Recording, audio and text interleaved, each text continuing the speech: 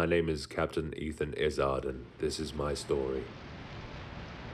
I'd spent most of my evenings drinking my life away in the bar, but on one rainy night, a man shrouded in darkness entered, who dropped a piece of worn old paper on my table and left, his blood-red cloak dripping behind him.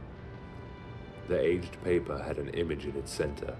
It showed a large arch, and below that, a map with an X scrawled in what appeared to be blood. It had been months since I took my ship out onto the seas, so I regrouped with my trusty band of adventurers and we set sail, trying to find land with the distinctive markings shown on the tattered piece of paper handed to me that fateful night. After 2 months of sailing, we hit a storm. Wind and rain battered our vessel, but in the middle of the night the clouds passed, and we arrived at a small dock that accommodated our boat. We climbed the steps from the dock and saw a huge arch looming over us all. We decided to set up camp for the night.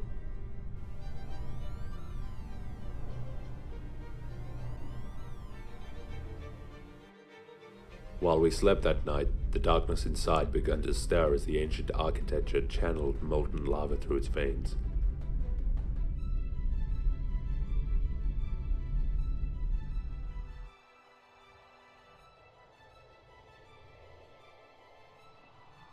We awoke from our slumber and decided to venture forth.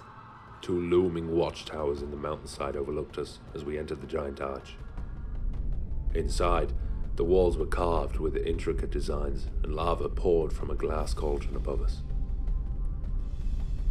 We all stuck together, cautious of where we stepped, and found ourselves guided through the entrance.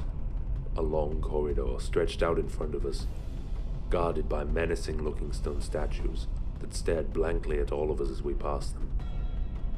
At the end of the corridor, a domed room greeted us as a diminutive slit in the ceiling allowed light to trickle in from the roof. The room had no way out.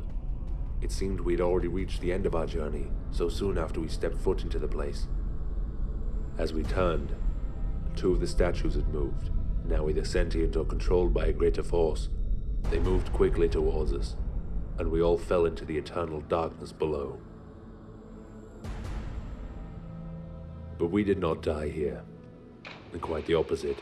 A pool of water cushioned our fall and caught us at the end of our tumble into darkness.